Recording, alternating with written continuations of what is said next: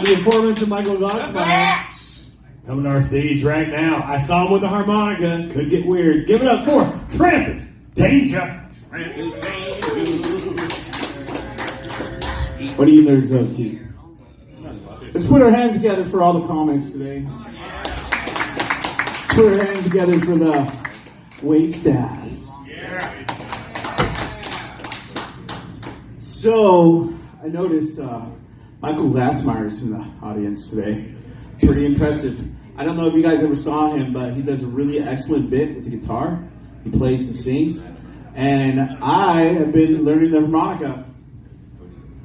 So, I'm going to try to tell jokes with harmonica. Or maybe I'll tell jokes about the harmonica. I don't know. Let's get it ready here.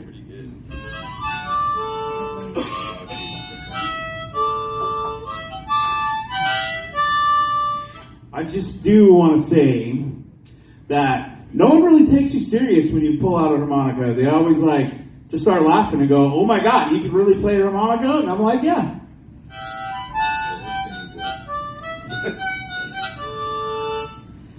And especially it's kind of fun because you just go on the street in Spokane and start playing your harmonica on the street and start giving a little tune.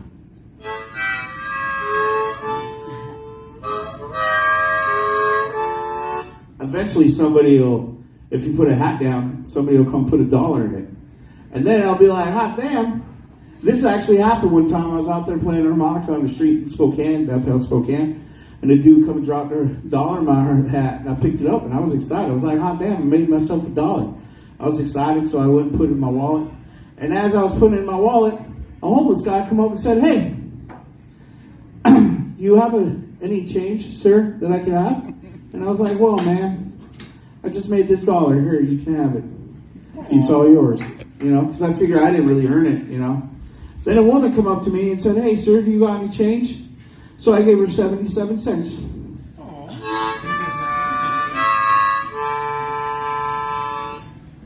I always tell ladies, get yourself a man who can play the harmonica. He puts his tongue on all the holes. It's a little different though when you you have a harmonica and they got weird names for them. Like one of my favorite things is I like my sandwiches that taste like tin. They call it the tin sandwich. They also call it the mouth organ.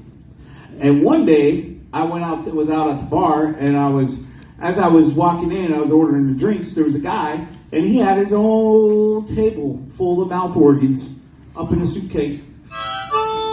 And I said, "Hey, sir, would you like to rub your mouth organs together? Or maybe we can make some beautiful sausage." That's what I call it, playing a harmonica. I call it making sausage.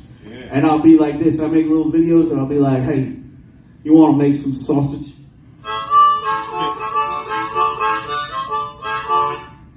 That was some good sausage. And it's a funny thing is, when you do be playing the harmonica for the ladies, and when I say the harmonica, I mean the one that goes this way. It takes a little talent. I do this, and I turn my head like this. I call it the cooter tooter. Yeah. And I'll be tooting it all over the place. And the ladies, they be making all chirps and whistles that you can do. It's a really good time. I tell them all the time, ladies, I know how to play the old in and out, the old suck and blow, the old Mississippi mustache. And I know the ladies like to ride on that.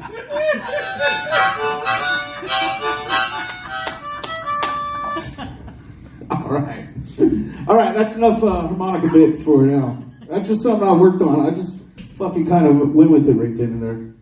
Yeah. So, I dress like this all the time. This ain't no gimmick. This is like my life every day, right? So the other day, I had to go pick up my kid from school.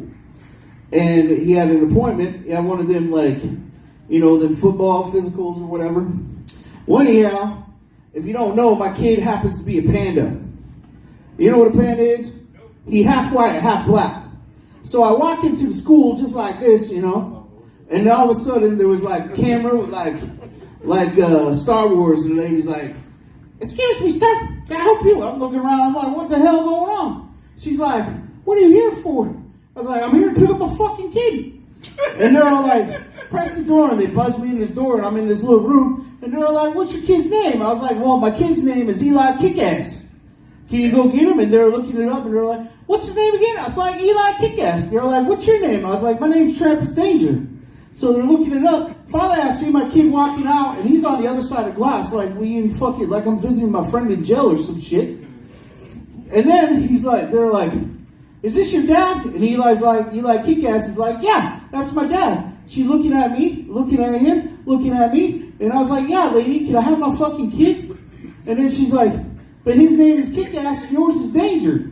I was like, "Yeah, I know. I don't know if you know this. I'm his stepdad. So can I have my fucking kid, lady?"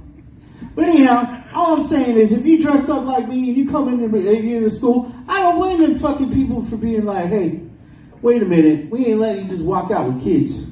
But anyhow, my name's Trampas Danger. Be safe. Oh, sorry. Be safe. If you can't be safe, be dangerous. Be dangerous. Uncool. I was in the middle of his fucking tagline. Oh, yeah. Give it up for Trampas Danger. In that last story he did, I don't think he did that good of an impression of himself, which is weird. It's like 3 octaves higher, Trampas.